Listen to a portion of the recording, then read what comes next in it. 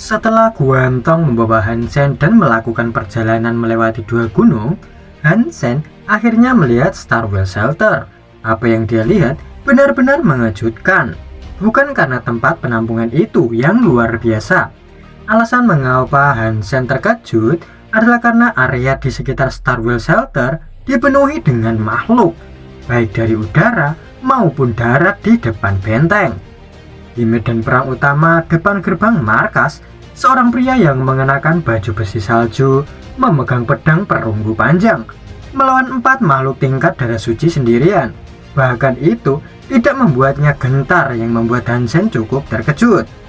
Di belakang makhluk-makhluk itu ada seorang wanita muda dengan rambut dan mata perak, dan tongkat perak di tangannya berdiri di atas kepala makhluk yang tampak seperti ular atau naga. Menyaksikan semuanya terjadi dengan dingin. Bangsawan. Melihat penampilan wanita muda itu, Hansen berseru dalam hati. Guantong melemparkan Hansen dan tubuh musang di atas salju. Ia hendak menyusul rekan-rekannya. Apa yang kamu lakukan? Kamu bunuh diri dengan pergi ke sana sekarang, seru Hansen pada sosok tinggi itu. Kami tidak bisa kehilangan tempat perlindungan. Tidak ada perangkat teleportasi lain di dekatnya. Kita semua akan hancur jika kehilangan tempat berlindung. Jadi, saya harus pergi membantu, jawab Guantong tanpa menoleh, bergegas ke tempat penampungan. Hansen sedikit menyeringai dan melirik elf bangsawan. Satu-satunya cara untuk menyelamatkan tempat perlindungan adalah dengan membunuh elf bangsawan. Jika tidak, kelompok makhluk akan membanjiri tanpa henti, dan manusia akan kehilangan tempat berlindung cepat atau lambat.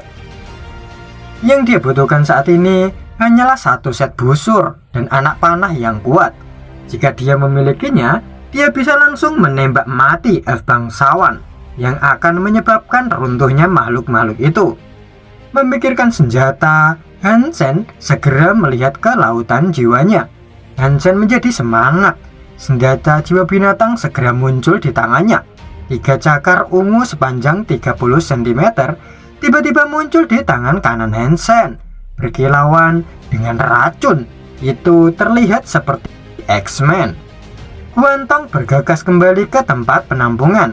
Namun saat dia berdiri di atas tembok, dia merasa tidak berdaya melihat makhluk-makhluk itu menyerang tempat perlindungan seperti banjir. Makhluk yang lebih kuat dari tembok itu akhirnya berhasil mendobrak tembok itu, dan sejumlah besar makhluk mulai masuk. Orang-orang yang menjaga tempat penampungan menjadi putus asa dan pucat. Tanpa struktur yang melindungi mereka, akan lebih sulit bagi mereka untuk mempertahankan diri dari makhluk itu. Hampir pasti Starwell Shelter akan jatuh. Mundur, semua orang segera berteleportasi dari tempat Suaka Dewa, seruan Lee Xinglun dengan keras saat dia bertarung untuk makhluk berdarah suci. Dia kemudian mengayunkan pedang panjangnya dengan ganas dan membunuh puluhan makhluk di depannya. Lee Xinglun berkilau seperti sepotong batu giok dengan pedang besar di tangannya yang terlihat sangat gagah, melindungi separuh dinding dari makhluk-makhluk itu, memberi yang lain lebih banyak waktu untuk mundur. Tiba-tiba, sesosok bergegas keluar dari kaki gunung menuju ke gerombolan makhluk buas. Lihat, ada seseorang di sana. Seseorang memperhatikan pergerakan aneh di antara makhluk-makhluk itu. Bagi semua orang yang awalnya penuh ketakutan putus asa, meskipun mereka tidak percaya akan ada keajaiban, mereka mau tidak mau berharap ada keajaiban. Itu dia. Guantong melihat ternyata itu adalah pria yang dia selamatkan dari salju. Walaupun Guantong menyelamatkan Hansen, dia masih belum menanyakan apapun tentangnya, termasuk namanya juga. Dia belum tahu. Saat Hansen melemparkan dirinya ke elf bangsawan, elf itu memiliki tatapan aneh di matanya. Dia melambaikan tongkatnya dan tiba-tiba makhluk berdarah suci yang menyerang tempat perlindungan berbalik menyerang Hansen. Hentikan mereka! Kita tidak bisa membiarkan mereka kembali. Melihat Hansen yang mempertaruhkan nyawanya, Lee Xinglun bertekad. Dia menghentikan burung berkepala dua dengan pedangnya dan kemudian menghalangi makhluk berdarah suci lainnya yang akan kembali seolah-olah dia sudah gila. Atas perintah Lee Singlun, para Evolver yang akan pergi ke portal segera bergabung dalam pertempuran tanpa berpikir. Dua evolusioner kuat lainnya kembali untuk melawan dua makhluk berdarah suci yang berbalik arah tadi. Lee Singlun menerima serangan kuat dari binatang unicorn yang membuatnya terjatuh. Namun, dia masih memegang pedangnya erat-erat dengan darah di sudut mulutnya. "Tidak peduli siapa kau, tolong bunuh roh itu untukku," teriak Lee Singlun. Setelah menyerap kristal merah, Hansen memperoleh kekuatan otak yang luar biasa kuat. Detail yang tak terhitung jumlahnya dari seluruh medan perang dengan jelas diproyeksikan dalam pikiran Hansen. Ketika dia membuat langkah pertama, Hansen telah menghitung rutenya untuk maju. Meskipun tidak bisa 100% akurat, Hansen tahu itu adalah rute terbaik yang bisa dia pilih. Pada titik ini, penampilan Hansen baru saja dimulai. Saat dia mengirim dirinya ke dalam kelompok makhluk, seluruh medan perang telah menjadi papan catur besar bagi Hansen. Dalam kelompok binatang buas yang gila, Hansen seperti kupu-kupu menari solo. Meskipun dia berada dalam situasi yang mengerikan, keanggunan dan keindahan sosoknya tidak terpengaruh. Saat Hansen berada di depan ular naga, wanita muda berambut perak itu memiliki senyum dingin di wajahnya. Batu di bawah Hansen tiba-tiba terbelah. Seekor gargoyle hitam yang tampak seperti hantu muncul dari bawah tanah. Tangannya yang dingin meraih kaki Hansen yang berada tepat di wajahnya. Hampir pada saat yang sama, ular naga raksasa membuka mulutnya untuk menelan Hansen. Banyak orang yang benar-benar tercengang. Itu seperti pertunjukan sulap yang mendebarkan. Darah dan ritme yang aneh membuat jantung berdetak kencang bagi penontonnya. Saat Hansen hendak ditelan oleh ular naga, tubuhnya tiba-tiba berhenti di udara dan naik beberapa kaki, menginjak hidung ular dengan kaki kanannya. Dia naik lebih tinggi dengan kecepatan luar biasa ke ketinggian yang sama dengan elf bangsawan yang berdiri di atas kepala ular. Elf bangsawan berkedip dan menggerakkan tongkatnya sedikit. Cahaya perak menutupi seluruh tubuhnya, mengubahnya menjadi seorang prajurit yang ditutupi baju besi perak dan tongkatnya menjadi pedang perak tipis. Tanpa ekspresi apapun, pedang perak tipis itu ditikam ke dahi Hansen seperti sembaran petir.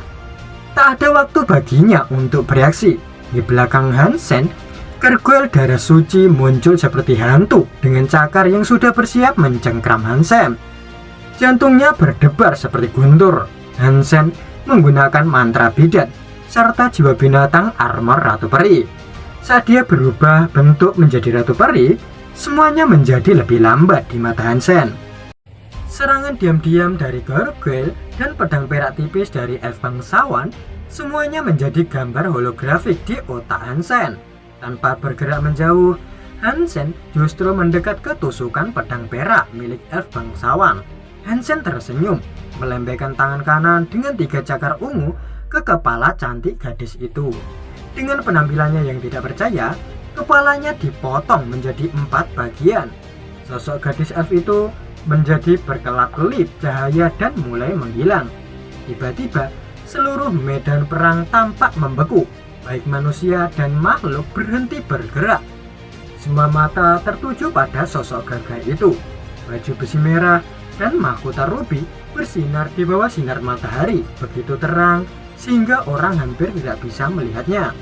Setelah Hansen membunuh elf bangsawan, pasukan makhluk kehilangan kepemimpinan mereka dan menjadi berantakan. Evolusi Starwheel Shelter meraung kegirangan, menyerang secara proaktif. Mengabaikan luka di dadanya, Hansen melancarkan serangan ke gargoyle darah suci yang paling dekat dengannya. Diserang oleh Hansen, gargoyle darah suci tidak berhasil melarikan diri dan harus melawan balik. Mereka berdua beradu pukulan. Tangannya yang seperti batu terus mengenai cakar milik Hansen, sementara cakarnya hanya mampu meninggalkan bekas dangkal pada kulit gargoyle. Tiba-tiba, postur tubuhnya Gargoyle itu berubah. Punggungnya menjadi lebih kekar dan muncul beberapa duri. Sepertinya dia mau berubah ke mode Berserker. Anehnya, Gargoyle itu tidak menyerang Hansen, tapi malah lari menjauh. Saat lari, Hansen melihat ke kulit Gargoyle itu berwarna ungu. Merasa bersemangat, Hansen tahu bahwa Gargoyle itu tidak sembuh dari racun akibat serangannya meski menjadi Berserker. Apakah ada yang tahu siapa teman yang membunuh F itu? Ling Xinlun bertanya, namun tidak ada jawaban. Melihat tidak ada yang mengenal orang itu, Ling Xinlun tidak ragu-ragu memanggil tunggangannya, berlari ke arah Hansen kemana dia pergi. Setelah Hansen mengejar Gargoyle Berserker beberapa kilometer, makhluk itu akhirnya kehilangan energinya karena racun. Hansen mengacungkan cakarnya ke sana, memenggal kepala makhluk itu. Makhluk berdarah suci mode Berserker Gargoyle terbunuh. Jiwa binatang dari Berserker Gargoyle diperoleh. Dagingnya tidak bisa dimakan. Jenis jiwa binatang buas darah suci Gargoyle mode Berserker. Mesin terbang Lead. Hansen memanggil jiwa binatang Gargoyle dan tato berwarna hitam perak berkilau tiba-tiba muncul di tubuhnya, tampak mengerikan. Setelah tato itu muncul, Hansen melihat kulit di sekujur tubuhnya berkilau seperti besi silver. Hansen memanggil cakarnya untuk memotong lengannya sendiri dan mendengar dentangan logam bertabrakan. Lengannya yang seperti logam hanya tersisa beberapa tanda putih, bahkan tidak patah sekalipun. Hahaha, ini bagus, fantastis. Setelah memotong beberapa kali, Hansen melihat hasilnya tetap sama, yang membuatnya merasa sangat senang. Dia mengeluarkan musang berkaki hantu di ranselnya. Dia dengan hati-hati membuang tulang dan mengulitinya, membersihkannya dengan salju, mengiris daging yang empuk, mencelupkannya ke dalam saus, dan memasukkannya ke dalam mulutnya.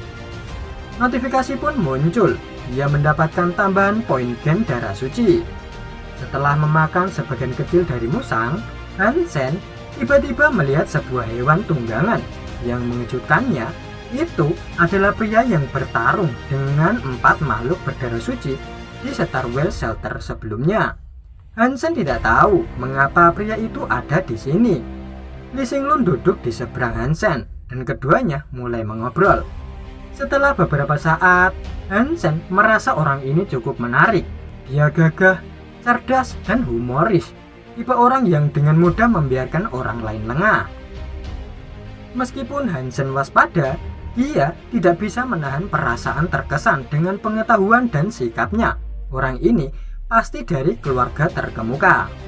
Berkat Ling Xinlun, Hansen memiliki pemahaman umum tentang situasi di tempat ini. Di lapangan es ini ada tempat perlindungan manusia sebanyak 20 hingga 30. Namun, kebanyakan dari mereka adalah tempat perlindungan yang diambil dari elf pengawal dan elf kesatria. Hanya ada 3 tempat perlindungan yang diambil dari elf bangsawan. Salah satunya adalah milik Ling Xinlun, Star Whale Shelter. 3 kekuatan besar ini saling bermusuhan satu sama lain. Ling Xinlun pernah mengajukan untuk saling beraliansi untuk memperluas wilayah mereka sehingga mudah untuk mengambil shelter roh lain atau shelter elf lain, namun usahanya tetap gagal. Mendengar itu, Hansen setuju membantu Ling Xinlun. Dia mengikuti Ling Xinlun ke shelternya dan berteleportasi kembali ke aliansi. Karena dia tidak dapat meningkatkan poin gennya dalam waktu yang singkat, Hansen memutuskan untuk tidak berburu lagi sebelum kontes militer dimulai. Dia ingin fokus berlatih teknik yang ditulis dalam Sutra Dongsuan. Hansen memikirkannya dan masuk ke platform Skynet resmi aliansi. Sebelum dia menjadi seorang evolusi, dia tidak bisa masuk ke bagian evolusi di platform resmi. Itulah sebabnya dia memilih untuk pergi ke Gladiator. Saat mendaftar, Hansen memikirkannya dan menggunakan nama Begold. Namun, setelah dia memasukkan nama ID, dia melihat itu sudah ada. Hansen kemudian menambahkan beberapa kata dan mengubahnya menjadi Healer Begold. Setelah memasuki platform virtual, di depan dada Hansen ada lencana ungu mengkilap. berbentuk perisai yang mewakili identitas bangsawan berdarah suci. Siapapun bisa tahu bahwa dia adalah seorang bangsawan berdarah suci pada pandangan pertama, jadi ada banyak pandangan iri yang tertuju padanya. Hansen memilih untuk dicocokkan secara acak dan segera dicocokkan dengan seseorang. Melihat ada lencana darah suci di dada lawannya, Hansen merasa cukup senang. Wang Donyun memeriksa lawannya dan menemukan nama ID-nya adalah Killer Bigot. Wang Donyun meringkuk bibirnya dan merasa lebih geli ketika melihat rekornya adalah 0 win dan 0 loss. Wang Donyun adalah penggemar Dagon, jadi dia semakin kesal ketika melihat ID ini.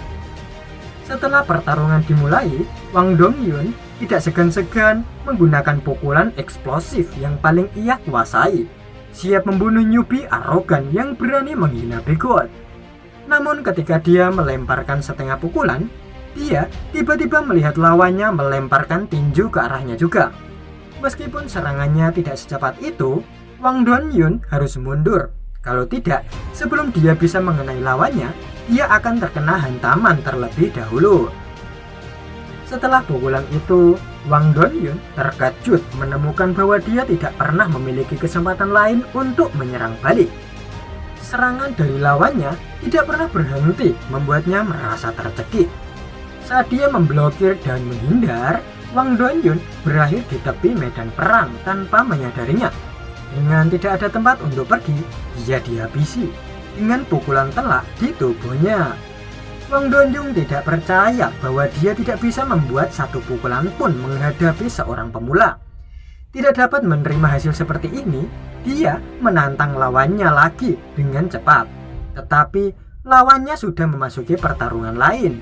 Jelas, dia dengan pertandingan baru.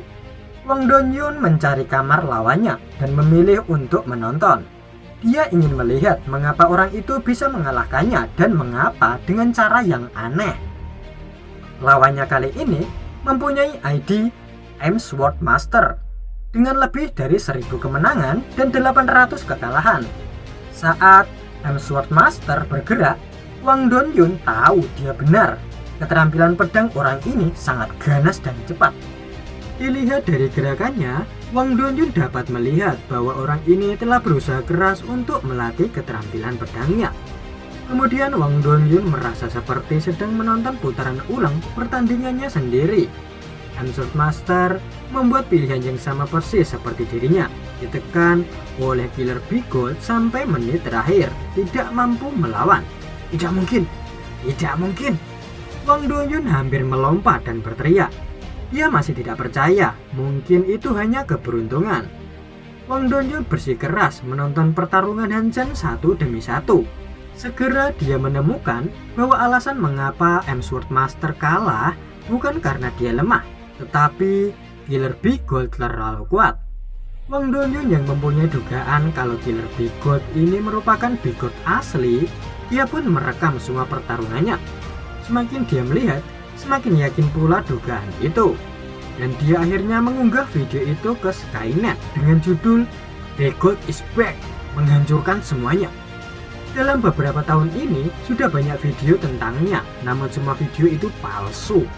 Jadi saat diupload, hampir tidak ada yang merespon, kecuali satu orang, yaitu Fang Minghuan.